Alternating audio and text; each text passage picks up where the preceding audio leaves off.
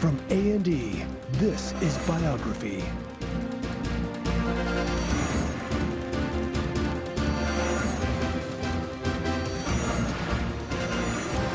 For July 25th, 2001, Biography with Harry Smith. Sonny Liston. Boxing won him his freedom. But for this former heavyweight champion, fame was a prison from which there was no escape. This is Knockout Week on Biography. Our look at 5 men whose fists and fierce determination took them from the streets to the top of their sport. Every story needs its arch villain. And for the boxing world around 1960, that villain was Sonny Liston. And whether he meant to or not, Liston played that role to perfection, menacing his opponents, consorting with gangsters, and refusing to play to the press or to the public. Liston dethroned a beloved champion, was said to be invincible, until he met a young fighter from Louisville named Cassius Clay. Comiskey Park, Chicago, the site of the most lucrative fight in the history of boxing.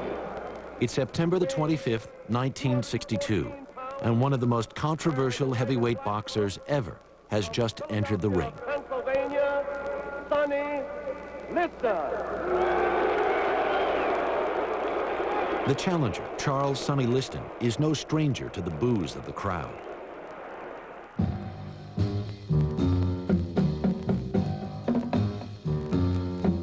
Cast as the bad man of boxing, Liston is one of the most formidable fighters in the history of the sport. Bang, bang. It was like a trip hammer.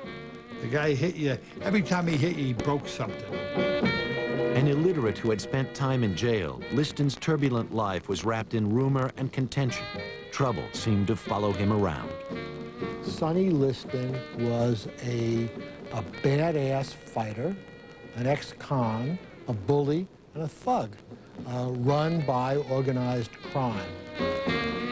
At a time when the civil rights movement was shaking America, Liston was stereotyped as the threatening black man. There was so much hatred aimed in his direction, and the use of horrible racial epithets was in play. Freely referring to Sonny Liston as a gorilla, as an animal, as a monkey. The bad press that haunted Liston's life pursued him to the grave. His death was surrounded in mystery, and there were rumors of a mob hit or a drug overdose. But in 1962, Liston already knew that he was the bad guy. Away from boxing, he was shy and vulnerable, but few were willing to see beyond the newspaper headlines, and Liston was left with no choice but to play the tough guy.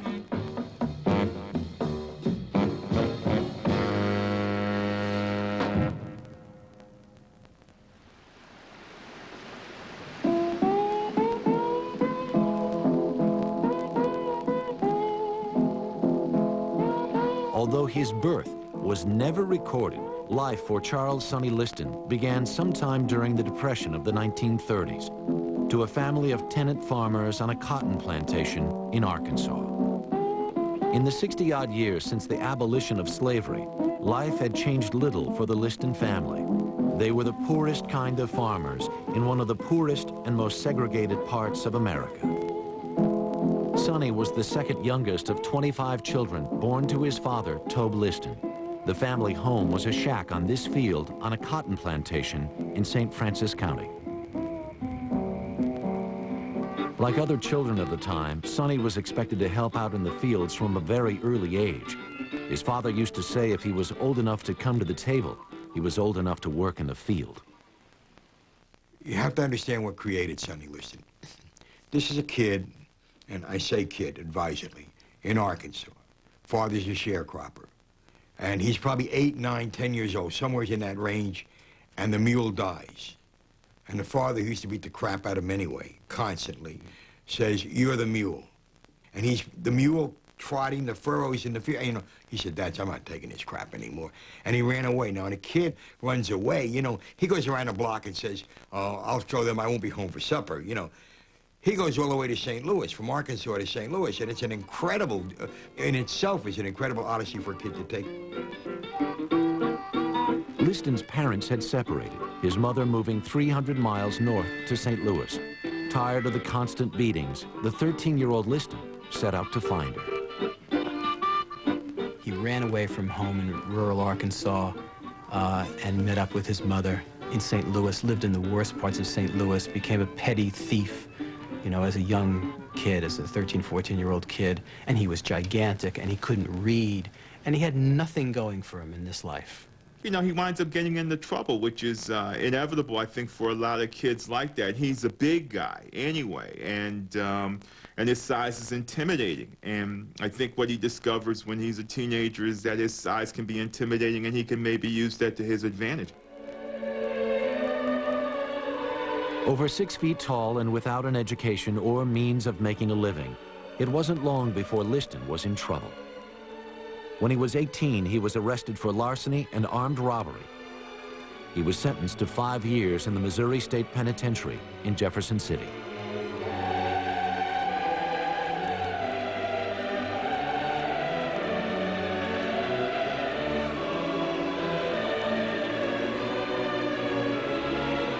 Ironically, Liston's size would also get him out of prison.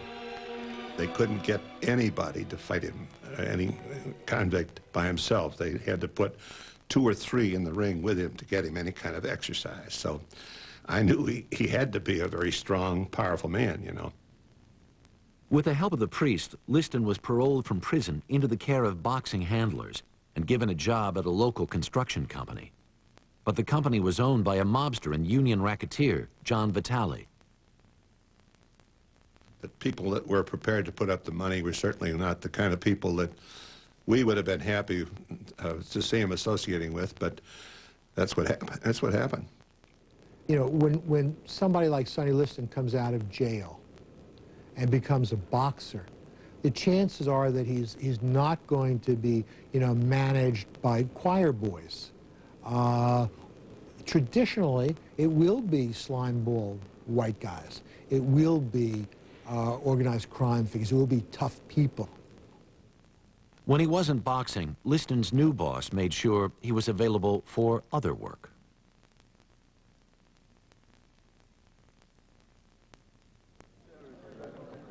Vitale used his influence with the local unions as a cover for his other mob activities.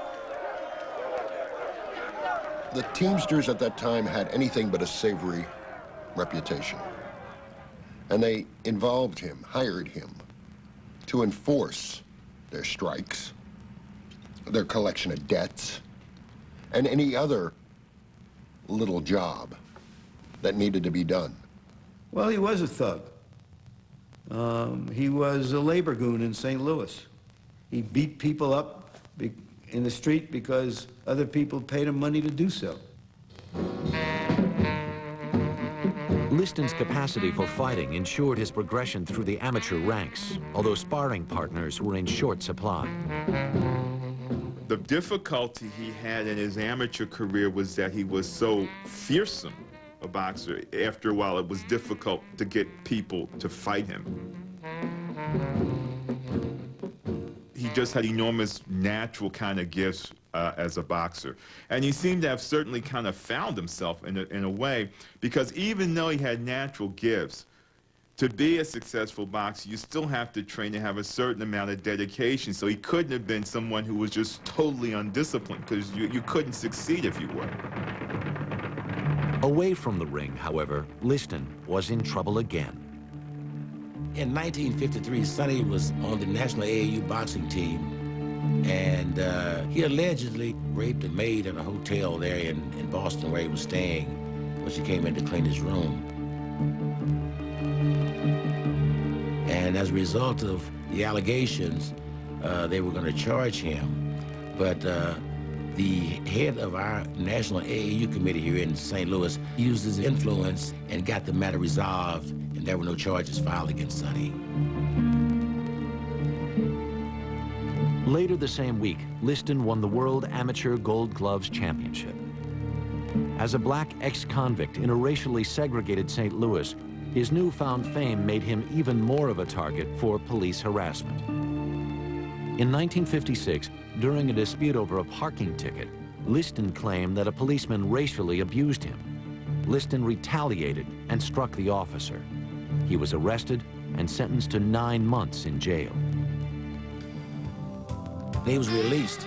But he was in big trouble as far as the St. Louis City Police were concerned because he was known as what they call a Nixie fighter, a guy who fights police officers. So they were just waiting to get him in a position where they could render revenge. I don't know how many times he was arrested after that, but I know he was continually harassed by the police. You know, he didn't feel comfortable here in St. Louis anymore, you know, and he said he had made references to the fact he wanted to get out of here. Shortly after his release, Liston married Geraldine Clark. She was to provide him a stable home life. We got married on Saturday afternoon in the sanctuary in the back of the church, you know. And he had on shorts, and that evening we just went out and, you know, had supper and everything, you know, because we had been together, you know. And my mother said that we should get married, so which we did, you know. I enjoyed being married to him. He treated me really nice. He didn't have any, but I had children, you know, and so he was really crazy about my kids, you know. He was always crazy about kids. Kids was his lifeline. A&E's look at Sonny Liston continues on Biography. Once he turned professional, Liston made quick progress and soon developed a reputation as a big hitter. Sonny Liston had a left jab from hell. He could put it through walls, knock down buildings.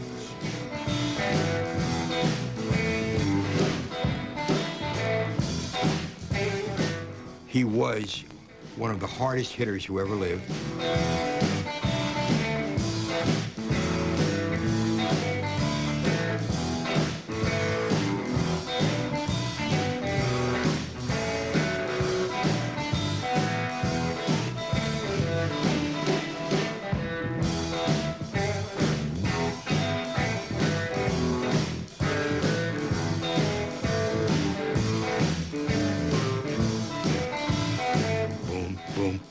Big bang, boom, fight over.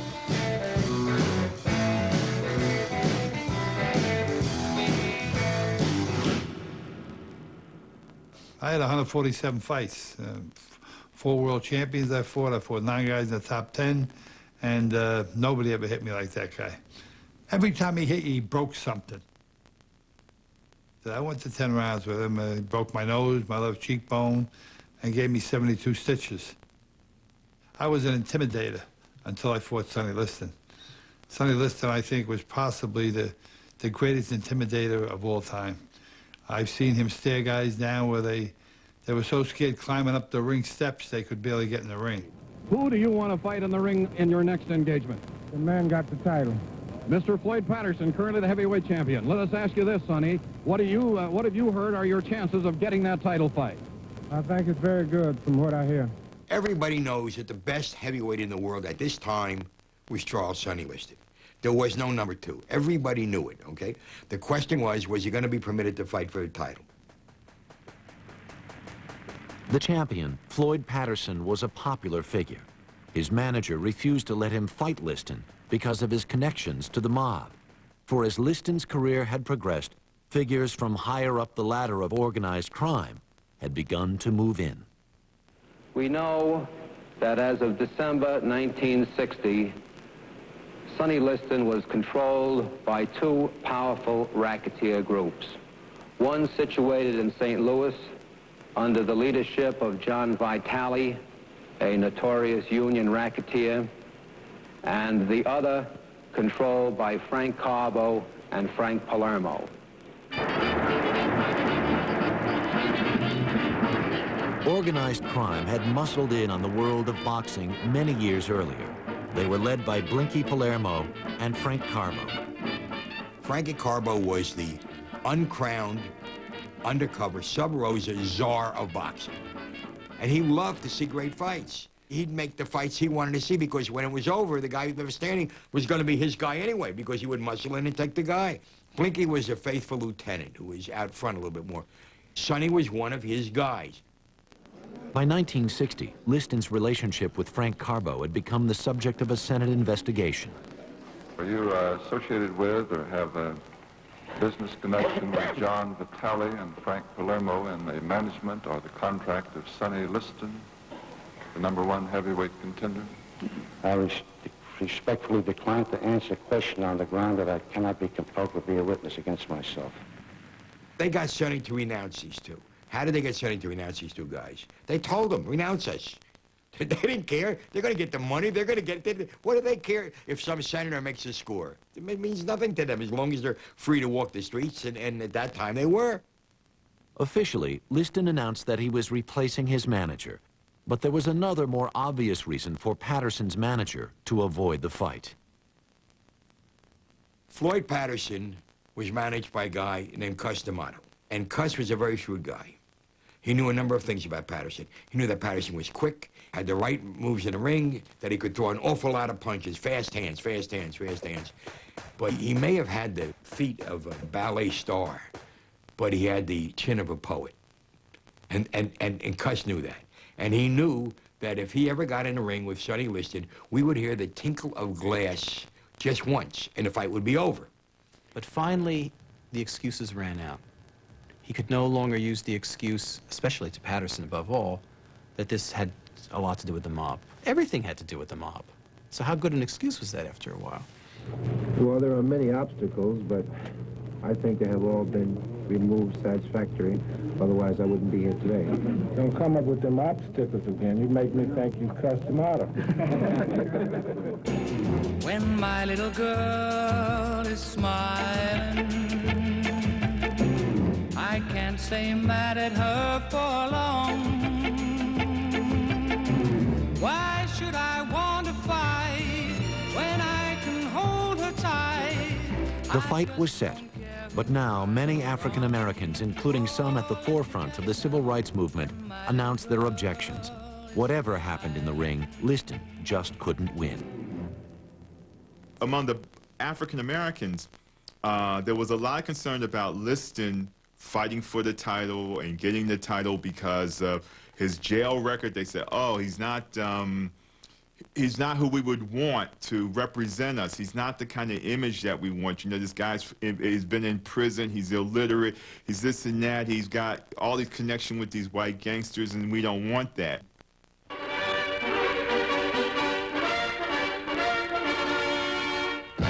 Sonny Liston. There was a time that boxing was enormously important in the popular culture and imagination of America, the way it is not now. So much so that Floyd Patterson was invited to the White House by Jack Kennedy. Jack Kennedy urged Patterson to fight Liston and to beat him. And he was saying basically not only beat him for athletic reasons, but beat him because it's good in the broadest political terms.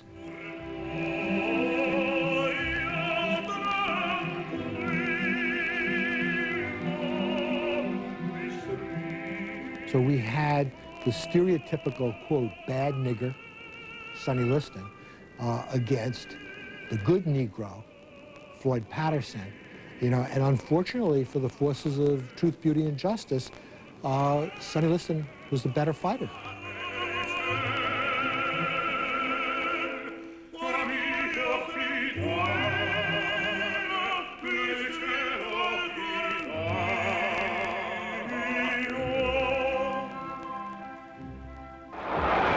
A left to grazing right and a solid left to the cheekbone dropped the champion.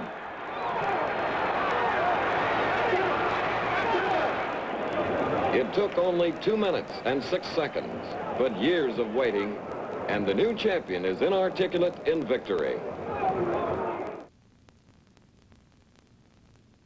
When he won the heavyweight championship, he at least thought he would come home to a hero's welcome. And the plane landed in Philadelphia, and he looked out the window, and it was raining slightly.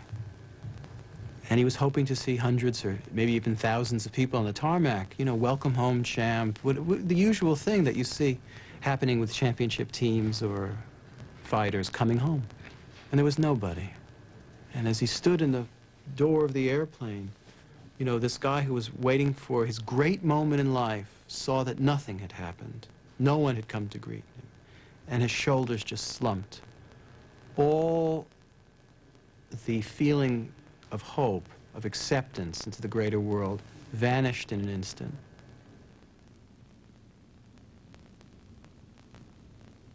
He knew then that he was consigned to that corner called Bad Man. It later played out. He moves to Denver and says, "I would rather be a lamppost in Denver than mayor of Philadelphia." He hated the city that much for what it had done to him. Maybe it was unfair. You know, maybe he should have been given a new start. But he was so suspicious of the media by that time, and there was so little known, and it was so difficult to empathize with him, that it didn't work out the way he had hoped it would. Well, Liston was reluctant to speak to the press for the same reason a lot of prominent black people at the time were reluctant to speak to the press, and that's because the press was all white. So, I mean, that seemed very understandable to me, that he would be very suspicious of the press. He had every right to be, because there was nothing in the press that was telling him that these people understood the type of person he was. We hear you're going to box at an exhibition next week, longer than you've ever boxed in your last 3 fights. Yeah. Do you think you'll go all the way? I hope not. Sonny, would you say just a few words and say, do you mind? That's all I know is a few words, and I've said them all. From a news media's point of view, he was a terrible heavyweight champion. First of all, he was monosyllabic. If he didn't like a question, he would just sit there and look at you, or he would tell you it's a stupid question and not answer it. He was also very intimidating. He used to, when he first started talking, he did, you know, fighting, he did talk to sports, right? He really did. Until they started putting words together, you know what I mean? So you said this and said that. So Sonny said, well, you're going to say what you want to say anyway. So you say it. And he quit talking to him. You are watching Sonny Liston, part of Knockout Week on Biography. In his private life, the new champion was very different from the brute portrayed in the press. Well, people always talk about Sonny being such an intimidating figure, and I never saw Sonny that way. He was very large, and they called him the big brown bear, but he was very cuddly and affectionate, like a bear. I never, ever saw that side of Sonny that's been described as so menacing. He just wasn't like that. He was a fun-loving person. Sonny was spectacular with little children and old people, because they were non-threatening. And you got to remember this about Sonny. Sonny, again, was a very threatening guy who broke the law, and I'm not trying to clean up his image in any way, shape, or form, but he was also a guy who was threatened by everybody, as well as he threatened people. So the kids and the old people, he loved.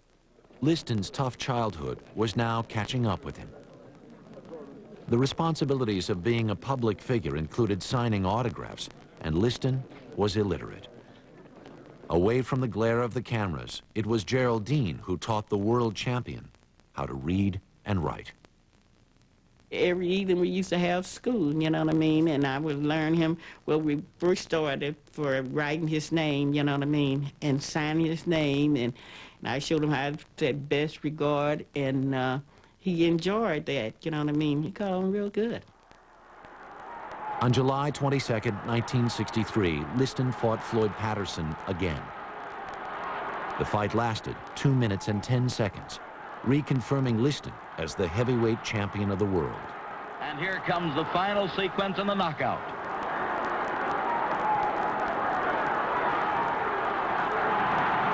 Despite the win, Liston was again denied the public acceptance he so badly wanted. The public is not with me now, but they have to swing along until somebody else come along to beat me. It didn't take long for the press to move the champion from the back pages to the front. On Christmas Day, 1963, Liston was arrested in Denver on a charge of drunk driving. Wherever Sonny Liston was, he got in trouble. Now, maybe not every incident was a capital crime, But we can't blame the police if everywhere he goes, he seems to transgress the law. When he got to the police station, the cameras were already there, waiting for him. There was a constant war between him and the police. The police wanted him out of town. And I always thought if he had any brains, he would have gotten out of town a lot sooner, because this was, you know, this was a war he wasn't going to win. Liston was found not guilty on the drunk driving charge, but it didn't take the police long to find another. He went one of these drive-through hamburger joints and came out the entrance instead of the exit. Suddenly, there's two police cars there, you know, bang, bang, bang. What did you do? I mean, it's like he stole the crown jewels or something. The guy went out there, he took the wrong arrow, but they didn't like him, he didn't like them, and it was shortly after that that he moved to Las Vegas.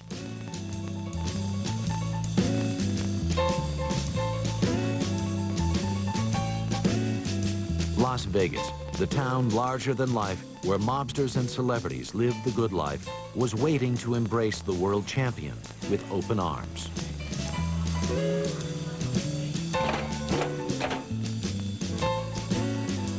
The Listons became friends with professional gambler and casino executive Ash Resnick and his family.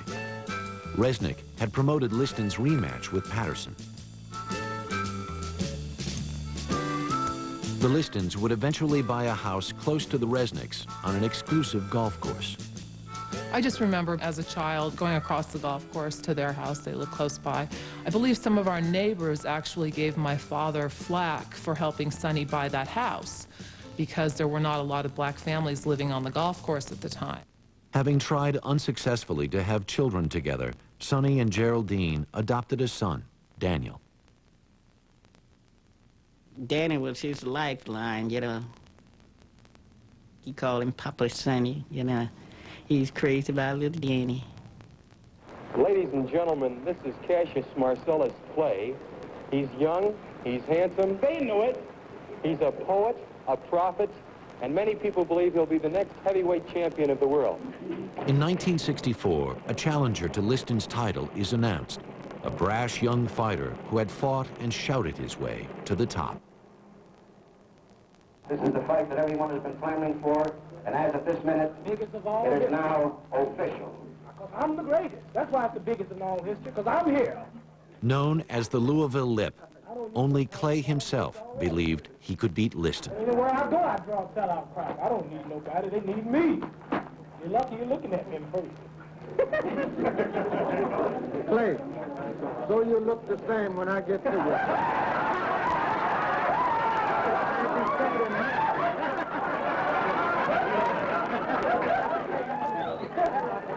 Clay comes out to meet Liston, and Liston starts to retreat. If Liston goes back an inch farther, he'll end up in the ringside seat.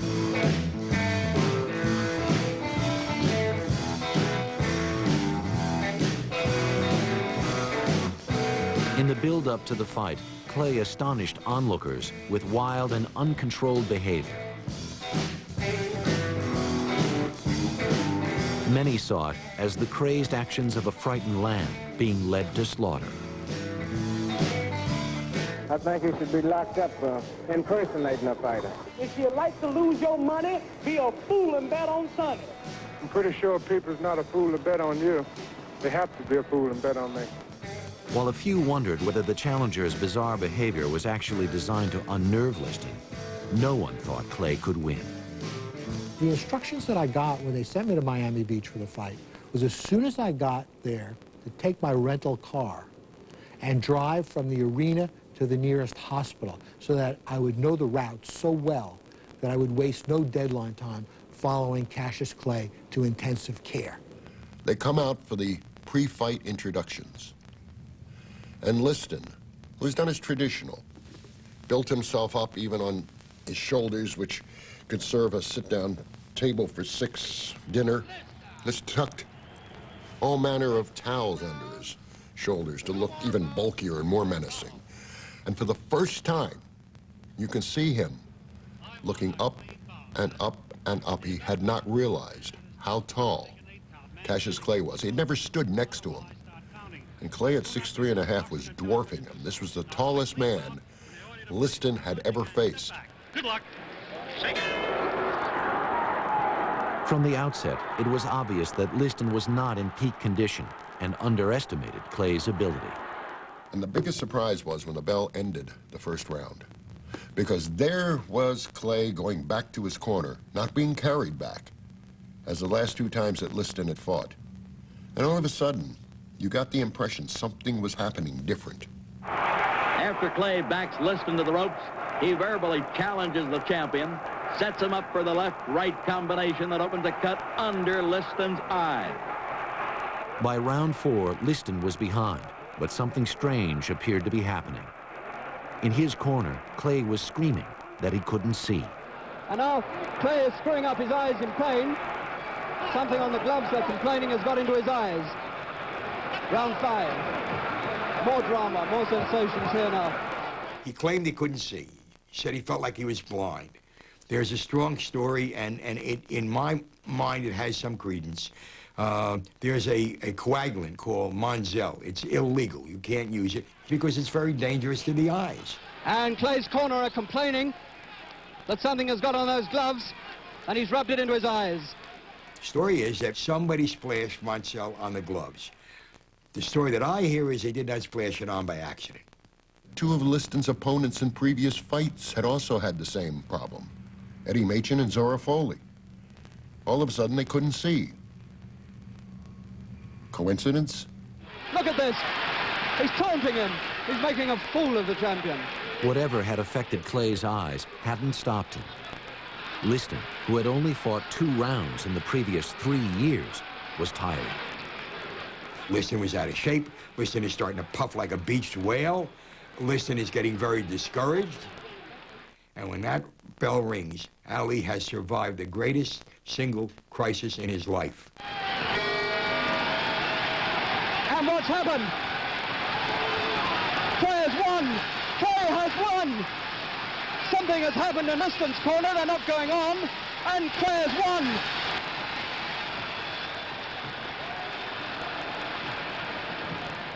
Liston had quit in his corner. This is only the second time in boxing history a heavyweight champion had quit in his corner.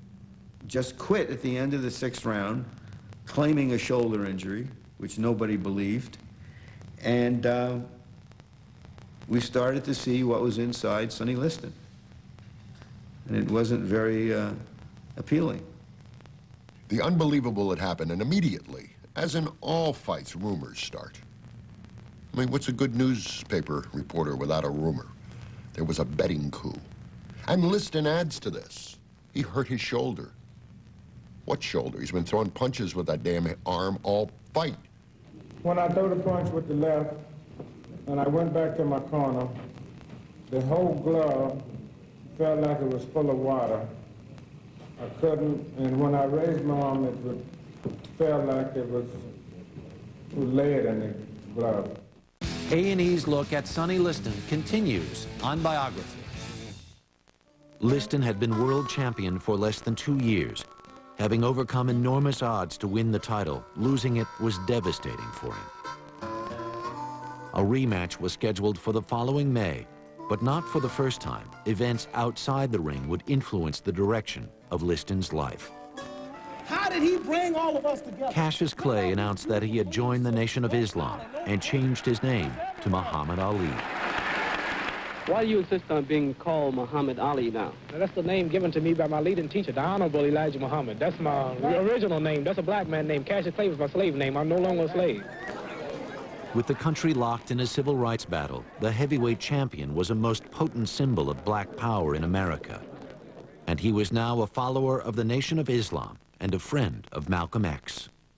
They knew that as soon as, if people began to identify with Cassius and the type of image he was creating, they were going to have trouble out of these Negroes, because they'd have Negroes walking around the street saying, "I'm the greatest."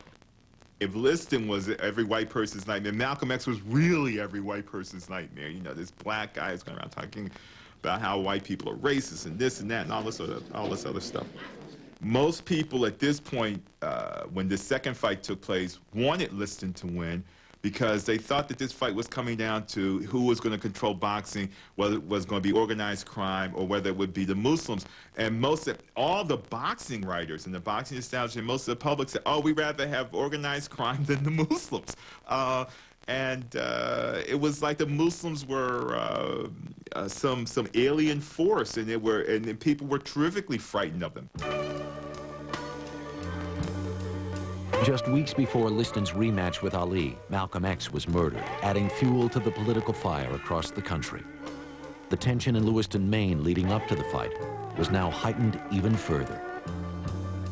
All week, you had heard rumors. The Muslims were going to kill Liston. The gangsters were going to kill Ali.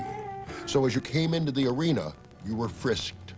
Even women had their pocketbooks searched. Something was going to happen. It was in the air.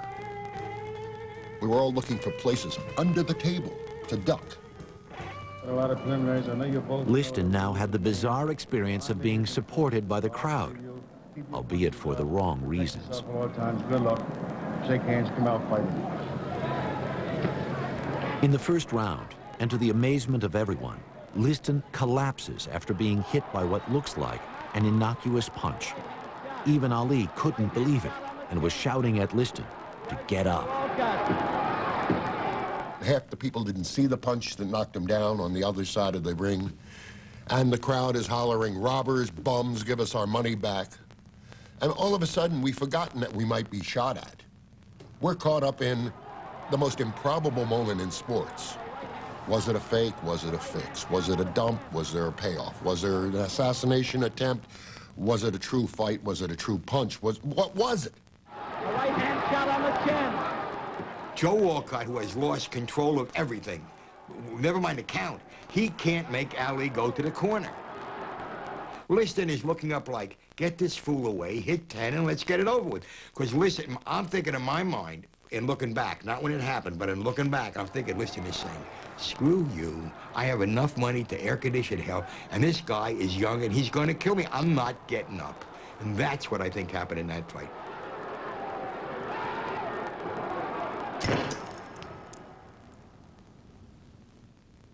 For the first time in his life, Sonny Liston had the chance to give white America what they wanted.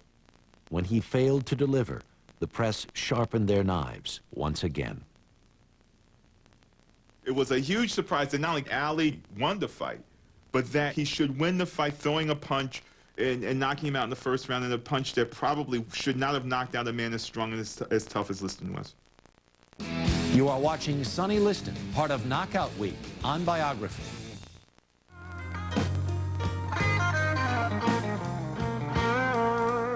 Muhammad Ali had become Liston's nemesis, and the two defeats had left psychological scars that would take a long time to heal. Sonny and Geraldine finally settled in Las Vegas, where they took life easy for a while. Although he returned to the ring, winning 15 of his remaining 16 bouts, Liston would never fight for the title again. Fight by Martin! Oh! Liston is knocked down with the right and then the left, and he is knocked out about 2:12 into the 9th round. Liston earned over $2 million from his title fights, but did not retire a rich man. Financially, Liston didn't get very much out of boxing because the people around him took most of his money and controlled his finances. And you're kind of at the mercy of, because he was illiterate and everything, he's kind of at the mercy of these people and kind of put himself at the mercy of these people to some degree. Partly because he thought these people were strong people and tough people who would look out for him. Of course, remember, there's an inherent beauty in soup cans that Michelangelo could not have imagined existed. Talkative Andy Warhol and Gabby Sonny Liston always fly Braniff. Now out of work, Liston fell back on the only thing he had going for him in life. His notoriety and size could still earn him $1, and there was always someone willing to exploit that.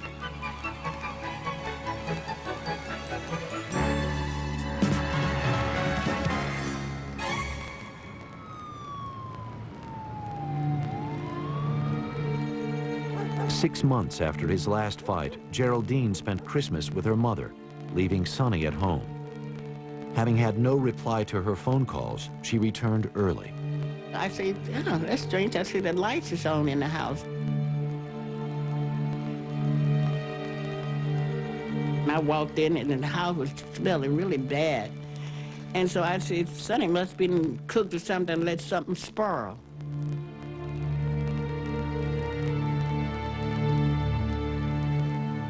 My bedroom was the first bedroom.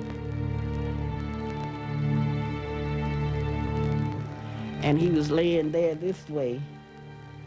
And my son, I pushed Daniel back. I said, get back. You know what? I said, get back. I said, Sonny is dead.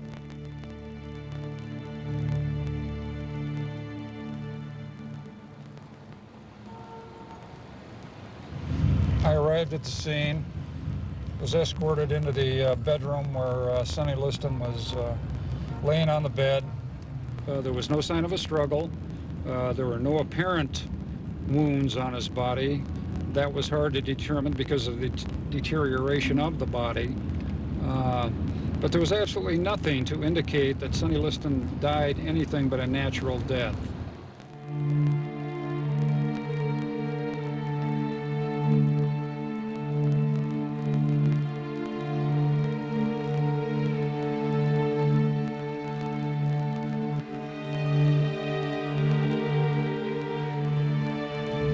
We searched the house completely. We located a small amount of narcotics in the kitchen, which later proved to be marijuana and heroin. They say some cop, I didn't even know anything about him, never seen him before, but anything. He was sitting there and he said they found dope up under the cabinet, which was a story. Wasn't anything in the house, you know what I mean?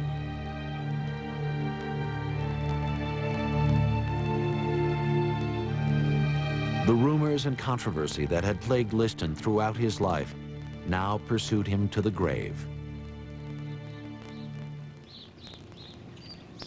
A natural death just didn't seem to fit the script. There are more theories about what killed Sonny Liston, who killed Sonny Liston, why he was killed, whether it was a natural death, whether he was a drug addict, whether he was killed by the mob, or whether he just died. Although there are more theories about that than there are about how many female visitors there were to the Oval Office in the recent White House.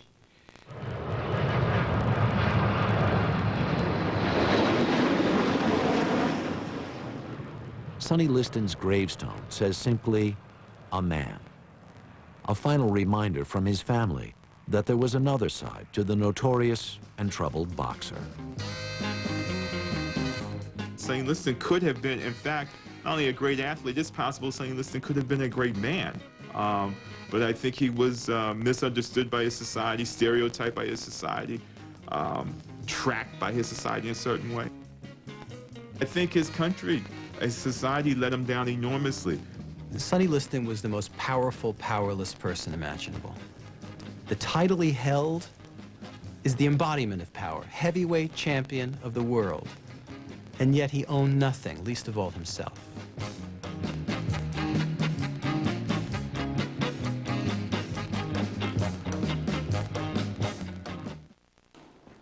One current boxer who reminds experts of Sonny Liston is former heavyweight champion Mike Tyson, both for his intimidating glare and for the questionable decisions he's made away from the ring. Ironically, Tyson was originally trained by the late Cus D'Amato, the very man who tried to keep Floyd Patterson away from fighting Sonny Liston in 1960. Tyson himself has said that he identifies with Liston for the way they were both vilified by the press, stating, "When every day you read in the newspaper you're evil, pretty soon you start to believe it." If you'd like to learn more about Sonny Liston and his family history, you can log on to genealogy.com for a detailed Liston family tree. Tomorrow on Biography, Muhammad Ali, hailed as the greatest of all time. Whether it was Joe Frazier or the U.S. government, he never ducked an opponent. That's Muhammad Ali, Thursday. For Biography, I'm Harry Smith. We'll see you tomorrow.